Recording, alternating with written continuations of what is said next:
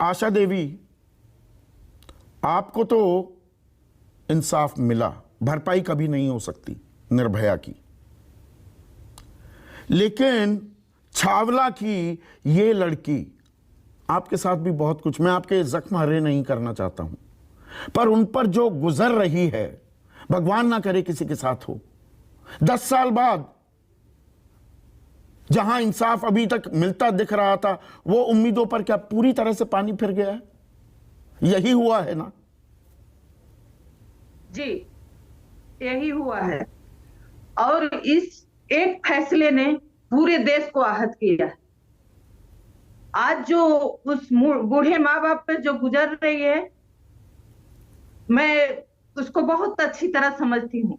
कल उस बच्ची के पिताजी से मिले थे, हमने कल यहाँ खंडल मार्च निकाला था, तो मैं इसको बहुत अच्छे से समझती हूँ, क्योंकि ये लड़ाई मैंने भी लड़ी है, मैंने भी खून के आंसू रोए हैं, लेकिन हमारा एक ही विश्वास था कि अगर हम हर जगह से हार जाते हैं तो हमें सुप्रीम कोर्ट पे विश्वास था कि हमें इंसाफ मिलेगा, और हमें इंसाफ भी मिला।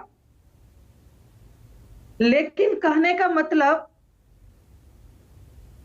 इस बच्ची के माँ बाप 10 साल से संघर्ष किए, सारे कुछ सबको पता है कि बच्ची मरी है, बच्ची के साथ ऐसा हुआ है।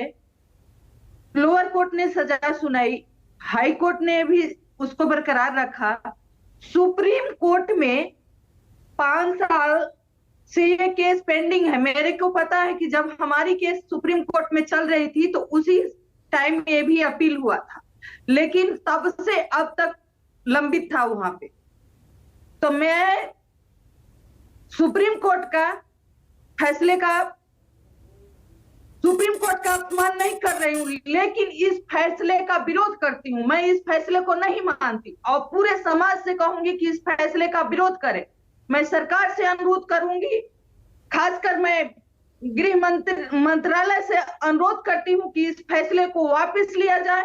और एक, अगर जज साहब को फैसला देते वक्त इसमें प्रूफ नहीं दिखाई दिया, पर्याप्त प्रूफ नहीं थे, तो एक मौका उस परिवार को मिलना चाहिए था कि नहीं, जिसने जांच पूरी नहीं की, जिसने सबूत नहीं जुटाया, उसको तलब करना चाहिए था। तो मेरा कहना यह है कि सरकार की गलती, पुलिस की गलती, सिस्टम की गलती, जो 10 साल लगा, उसका खमियाजा वो परिवार क्यों भुगते, पूरा समाज क्यों भुगते?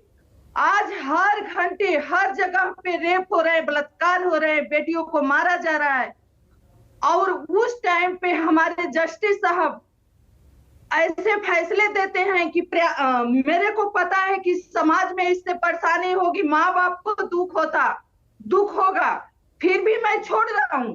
तो आप ऐसा अगर सोचते हैं तो एक बार उनको मौका दीजिए, एक बार जो पुलिस है उसको तलब करिए, हाई कोर्ट ने फैसला नहीं ठीक से किया उसको तलब करिए, सुप्रीम लोअर कोर्ट ने फैसले को नहीं देखा उसको तलब करिए, लेकिन आप अपने सिस्टम की सजा उस परिवार को क्यों दे सकते हैं? आप जाते जाते एक समाज में फैसला देते, बच्चियों के लिए, महिलाओं के लिए कुछ शब्द कह जाते तो इतिहास में लिखता, लेकिन जस्टिस साहब ने एक फैसले दे करके पूरे समाज का दिल तोड़ दिया, खासकर बच्चियों और महिलाओं को सुप्रीम कोर्ट से भरोसा हटा दिया। लेकिन मैं सरकार से, सुप्रीम कोर्ट से यही कहना चाहती हूँ कि सुप्रीम कोर्ट पे दुनिया भरोसा करती है, मैं भी भरोसा करती हूँ। मैं अपनी केस बच्ची को इंसाफ दिलाई, बिहार की, यूपी की केस मैंने सुप्रीम कोर्ट में डाल रखी है, अभी पेंडिंग है कि नहीं उनको इंसाफ मिलेगा। तो मैं यही कहना चाहूंगी कि एक आदमी के फैसले से, चाहे वो जस्टिस हो चाहे जो भी है, मैं किसी का अपमान नहीं कर रही हूँ, लेकिन इस फैसले से मैं इतना आहत हूँ क्योंकि मैंने भी एक बेटी खोई है।